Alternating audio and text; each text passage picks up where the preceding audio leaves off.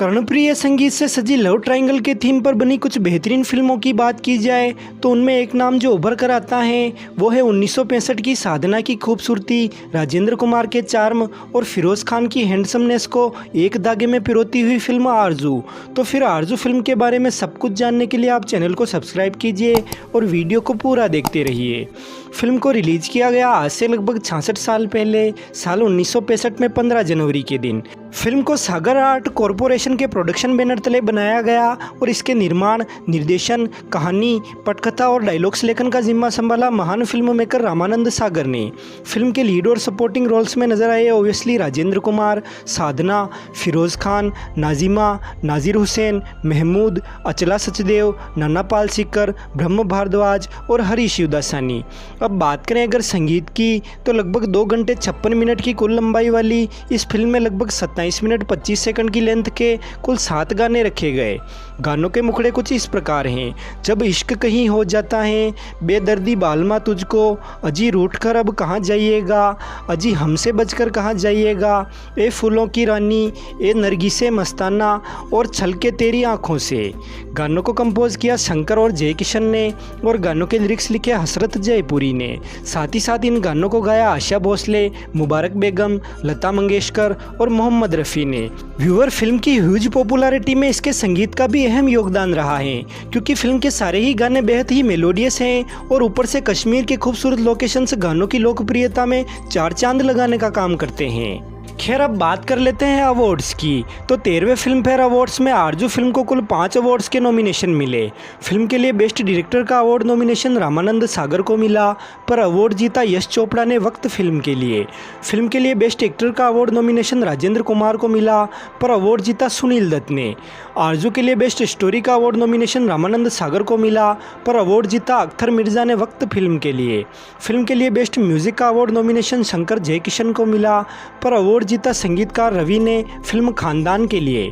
Film के गाने अब रूठ कर कहाँ जाइएगा के लिए बेस्ट लिरिक्स का अवार्ड नॉमिनेशन हसरत जयपुरी को मिला, पर अवार्ड जीता राजेंद्र कृष्णन ने खानदान फिल्म के गाने तुम ही मेरे मंदिर के लिए। और इस तरह इन 5 नॉमिनेशंस में से आरजू फिल्म एक भी अवार्ड नहीं जीत पाई। खैर अब बात कर लेते हैं फिल्म के बजट और बॉक्स ऑफिस परफॉर्मेंस की। तो फिल्म का एक अप्रोक्सीमेट बजट रखा गया लगभग 50 से 75 लाख के दरमियान और फिल्म ने इंडिया में कलेक्शन किया लगभग 2 करोड़ और फिल्म का वर्ल्ड वाइड लेवल पर कुल कलेक्शन रहा लगभग 3 करोड़ 80 लाख। और अकॉर्डिंग टू इंडियाज कलेक्शंस आरजू एक सुपरहिट फिल्म साबित हुई और कमाई के मामले में साल 1965 की चौथी सबसे बड़ी फिल्म रही। बात करें अगर साल 1965 की टॉप 5 कमाओ फिल्म्स की तो 5वें नंबर पर रही फिल्म गाइड, चौथे स्थान पर रही आरजू, तीसरे स्थान पर रही फिल्म हिमालय की गोद में, दूसरे नंबर पर रही फिल्म जब जब फूल खिले और साल की नंबर 1 कमाओ फिल्म रही वक्त। आरजू फिल्म को IMDb वेबसाइट पर 7.1 आउट ऑफ 10 की हाईएस्ट रेटिंग मिली हुई है और इसे 77% गूगल यूजर्स ने लाइक किया है। और अब बात कर लेते हैं फिल्म से जुड़े कई दिलचस्प किस्सों की। व्यूअर रामानंद सागर ने जब इस फिल्म का प्रोडक्शन शुरू किया तब इसका टाइटल मंजिल एक मुसाफिर 2 तय किया गया और उसी दौरान उन्होंने राजेंद्र कुमार की लीड रोल वाली फिल्म जिंदगी बनाई थी और साधना शिवदासानी की लीड रोल वाली फिल्म राजकुमार। और ये दोनों अभिनयकार उस समय इंडस्ट्री में टॉप पर शुमार थे। इसलिए रामानंद सागर ने आरजू फिल्म, जिसका टाइटल उस समय मंजिल एक मुसाफिर 2 था, उसके दोनों मुख्य किरदारों के लिए इन्हीं दोनों को चुना। और फिल्म के रमेश नामक तीसरे मुख्य किरदार के लिए रामानंद सागर जी की धर्मेंद्र को लेने की तीव्र इच्छा थी और ये इच्छा उन्होंने राजेंद्र कुमार के सामने जाहिर की, जिस पर राजेंद्र कुमार सागर साहब से बोले कि आप चिंता मत कीजिए, मैं अभी धर्मेंद्र के साथ ही फिल्म आई मिलन की बेला की शूटिंग कर रहा हूँ, इसलिए मैं धर्मेंद्र से बात कर लूँगा। और फिर राजेंद्र कुमार ने धर्मेंद्र से बात भी की, लेकिन धर्मेंद्र ने बिना कोई बहाना बनाए रमेश वाले रोल के लिए राजेंद्र कुमार को विनम्रतापूर्वक मना कर दिया और ये कहा कि मैं अब सिर्फ लीड रोल वाली फिल्में ही साइन कर रहा हूं और सपोर्टिंग रोल करने से मेरी बतौर लीड एक्टर वाली फिल्म्स पर गलत असर पड़ सकता है। और धर्मेंद्र की ये बात जब राजेंद्र कुमार ने रामानंद सागर को सुनाई तो रामानंद सागर बेहद ही निराश हुए क्योंकि उन्होंने रमेश वाला किरदार धर्मेंद्र को ही ध्यान में रखकर गढ़ा था। और फिर बहुत सोच विचार करने के बाद रामानंद सागर ने उस रोल के लिए मनोज कुमार को लेने का मन बनाया और मनोज कुमार से भी ये फिल्म साइन करवाने का जिम्मा राजेंद्र कुमार को ही सौंपा। और राजेंद्र कुमार को भी पूरा विश्वास था कि मनोज कुमार ये फिल्म साइन कर लेंगे, क्योंकि मनोज कुमार के करियर की पहली हिट फिल्म हरियाली और रास्ता राजेंद्र कुमार ने ही मनोज कुमार को दिलवाई थी। लेकिन मनोज कुमार की हालत भी धर्मेंद्र की तरह ही थी। जी हाँ दोस्तों, मनोज कुमार भी तब सपोर्टिंग रोल के स्थान पर लीड रोल्स पर फोकस कर रहे थे, लेकिन वो राजेंद्र कुमार को बहुत मानते थे, इसलिए धर्मेंद्र की तरह राजेंद्र कुमार को वो साफ मना नहीं कर पाए और उनसे थोड़ा इंतजार करने के लिए कहा। लेकिन कुछ समय इंतजार करने के बाद जुबली कुमार और सागर साहब ये समझ गए कि मनोज कुमार का जवाब भी धर्मेंद्र की तरह ही होने वाला है, और फिर इत्तेफाकन उन्हीं दिनों राजेंद्र कुमार किसी कामवश मद्रास गए और वहाँ पर उन्होंने माला सिन्हा और गुरुदत्त स्टारर फिल्म बहू रानी देखी, जिसमें फिरोज खान एक मजबूत नेगेटिव रोल में थे। और राजेंद्र कुमार फिरोज खान की बहू रानी में की गई एक्टिंग से इतने प्रभावित हुए कि तुरंत उनके बारे में पता लगाना शुरू कर दिया। और फिर राजेंद्र कुमार को पता चला कि फिरोज खान तो राजेंद्र कुमार के ही भाई नरेश के साथ किसी फिल्म की शूटिंग कर रहे हैं। लिहाजा राजेंद्र कुमार ने नरेश से फिरोज खान के लिए कहा कि कल सुबह उसे मेरे बंगले पर भेज देना। और जब फिरोज खान को नरेश के द्वारा पता चला कि किसी फिल्म के लिए खुद जुबली कुमार ने उन्हें बुलाया है, तो उनकी खुशी का ठिकाना नहीं रहा और वे अगले दिन पहुंच गए राजेंद्र कुमार के पास। राजेंद्र कुमार ने उन्हें रोल समझाया और उनसे उनकी फीस के बारे में पूछा, और अंततः 45,000 के साइनिंग अमाउंट से फिरोज खान ने ये फिल्म साइन की। व्यूअर, फिरोज खान को रमेश वाले रोल के लिए साइन करने की बात जब राजेंद्र कुमार ने रामानंद सागर को बताई तो वे बिल्कुल भी खुश नहीं हुए, क्योंकि सागर साहब ने राजेंद्र कुमार की यानी फिरोज खान की एक भी फिल्म नहीं देखी थी। इसलिए उन्हें शंका थी कि फिरोज खान रमेश वाले रोल के साथ न्याय कर पाएंगे या नहीं।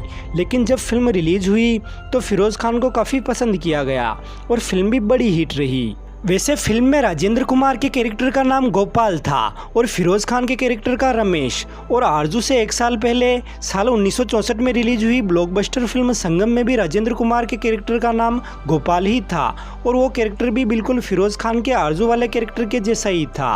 और यहाँ पर भी रोचक बात यह है कि संगम फिल्म के गोपाल वाले कैरेक्टर के लिए भी कभी राज कपूर ने फिरोज खान को अप्रोच किया था, लेकिन फिरोज खान संगम का वो रोल तो नहीं कर पाए, लेकिन उसी तरह का रोल उन्हें आरजू में करने को मिला।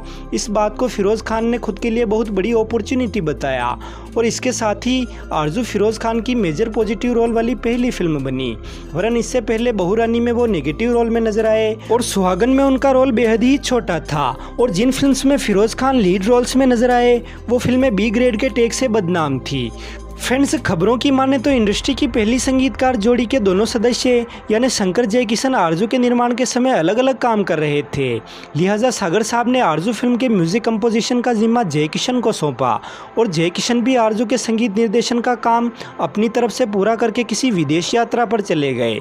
लेकिन जयकिशन के जाते ही सागर साहब को आरजू के लिए एक और कव्वाली गाने की ज़रूरत पड़ी, और क्योंकि रामानंद सागर को ये कव्वाली सॉन्ग तुरंत चाहिए था, इसलिए वो जयकिशन के विदेश से वापस लौटने का इंतजार तो कर नहीं सकते थे। लिहाजा वो पहुंच गए जयकिशन के जोड़ीदार शंकर के पास, और कहा जाता है कि शंकर भी ये गाना तैयार करने के लिए तुरंत तैयार हो गए। लेकिन उन्होंने सागर साहब के सामने ये शर्त रखी कि उन्हें इस एक गाने के लिए भी शंकर को उतनी ही फीस फिर से चुकानी पड़ेगी जितनी कि उन्होंने जयकिशन को फिल्म के अन्य सभी गानों के लिए चुकाई। और अब मरता क्या ना करता, इसलिए रामानंद सागर को शंकर की ये बात माननी पड़ी। और फिर शंकर ने जब इश्क कहीं हो जाता है बोल वाला कव्वाली गाना रिकॉर्ड करवाया, और रामानंद सागर ने उसे योजना अनुसार शूट किया। वैसे गाने की शूटिंग से जुड़ा एक और दिलचस्प किस्सा भी यहाँ पर आपको बता दूं कि सागर साहब ने फिल्म के किसी गाने की शूटिंग के लिए बहुत सारे आर्टिफिशियल फूल मंगवाए थे, और उन फूलों को एक आउटडोर सेट पर इतनी खूबसूरती से सजवाया कि दूर से वे फूल बिल्कुल रियल लग रहे थे।